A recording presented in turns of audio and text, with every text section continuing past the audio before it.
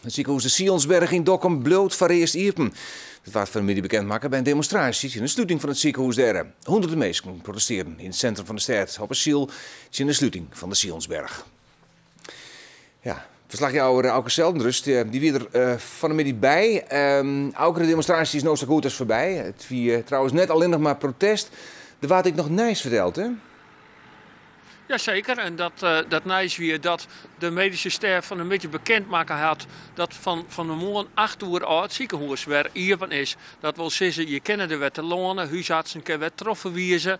Alleen nog de opnames, die zijn er net, klinische opname is er net en er wordt echt net opereerd. Maar voor de rest, de patiënten binnen weer welkom. En dat waard van een beetje saai zijn. Maar we hebben nu al wel twee dingen eigenlijk te noemen die melden waard zijn. Dat is als eerste dat het ziekenhuis op dit moment niet dicht is. Dat betekent dat iedereen nu weer toegang heeft tot het ziekenhuis. Dat betekent voor de polyklinische zorg bent u allemaal weer welkom. De operaties die worden op dit moment nog niet verricht. Omdat we natuurlijk weer een veilige situatie moeten creëren om dat mogelijk te maken. Er zijn in de media ook wel berichten verschenen dat het allemaal dicht is en donker en gesloten en zo. Nou, die zijn nu dus weg. Het licht is gewoon weer aan en we kunnen weer aan het werk.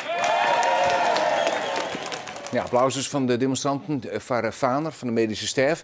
Auke Zeldenrust in Dokkum, hebben ze nog al een concreet plan klaarlezen? Ja, ze hebben een plan klaarlezen, het zogenaamde terugstartplan.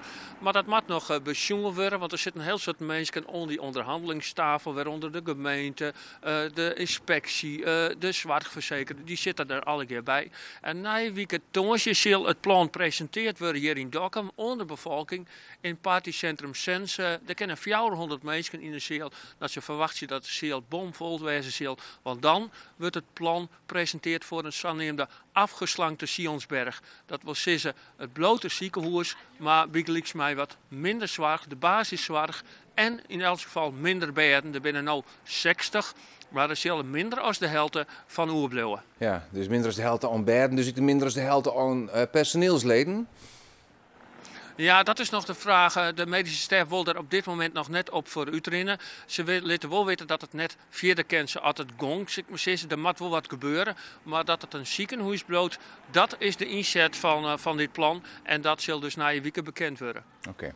Nou, even waarom nou van de middag. Het is nou stil zitten je wel op derde perceel in Dokkum. Maar hoe druk wie het er van de middag?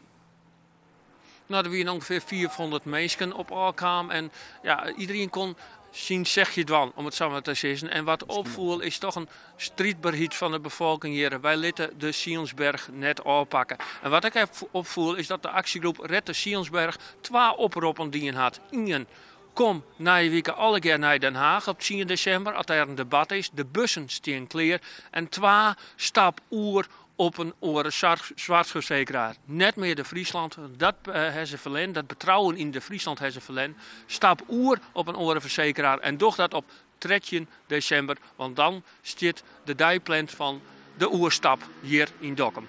Oké, Auke Zeldenrust in Dokkum, dank u wel voor dit moment.